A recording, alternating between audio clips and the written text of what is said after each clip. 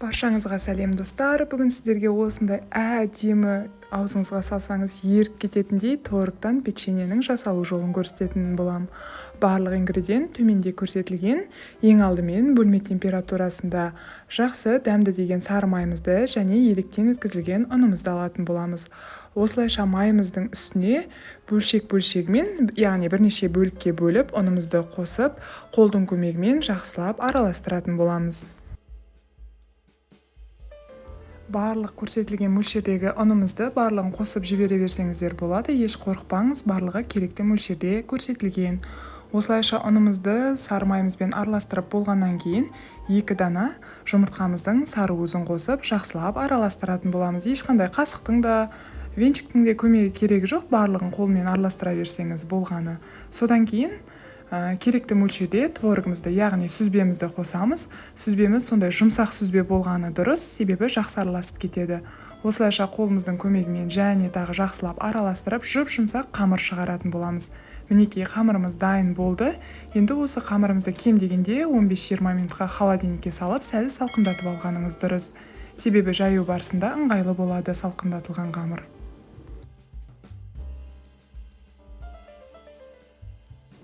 Мінекей 20 минуттан кейін қамырымды холодильниктен алдым. Печенье жасау барысында осындай печенье кескіш арнайы затым бар, бірақ та сіз қарапайым стаканмен кесіп формаға келтірсеңіз де болады. Еш уайымдамаңыз, ондаймен де бола береді. Мінекей ыңғайлы болу үшін жаюға 3-ке бөліп алдым қамырымды. Содан кейін қолымызға, яғни немесе тақтайға жабысып қалмас үшін сәл ұн себелеп барып, қамырымызды оқтаудың көмегімен жайып алатын боламыз. Қатты қалың да, жұқа да болмауы қажет. Если қалың болатын болса, піспей қалуы мүмкін ортасы. Сол себепті жұқалау болғаны негізінен дұрысырақ. Мінекей керекті қалыңдықта жайып алдық қамырымызды. Содан кейін осы формаға келтіретін кескішпен кесіп шығатын боламыз барлық жерін. Артық қамырын алып, келесі қамырға қосып қоя беріңіз. Келесі печенье жасағанға бірге иле жіберетін боламыз. Мінекей қамырымызға керекті форманы, яғни дөңгелек форманы беріп алдық. Содан кейін қантқа, яғни шекерге аунатып алатын боламыз. Дәл видеодағы іс-қимылды қайталасаңыз, әдемі болып шығатынына кепілдік беремін. Бұл жерде шеткі жағы ашылып кетеді деп қатты қорықпаңыз. Сәл ғана жеңіл ғана бекітсеңіз жеткілікті. Себебі ішінде разрыхитель болмағандықтан қатты көтерілмейді, сол себепті өз формасын сақтайды. Мінекей осылайша барлық печеньені дәмді болу үшін және әдемі болып шығу үшін шекерге аунатып шығып, өз формасына келтіретін боламыз. Содан кейін дайын тұрған пергамент қағазына орналастырып шығамыз. Мінекей келесі бөлігін де дәл солай қылып сәл ұн себелеп, керекті қалыңдықта жайып шығып, дөңгелек форма беріп, содан кейін қантқа аунатып, дәл осыған дейінгі іс-қимылдың барлығын қайталап шығатын боламыз.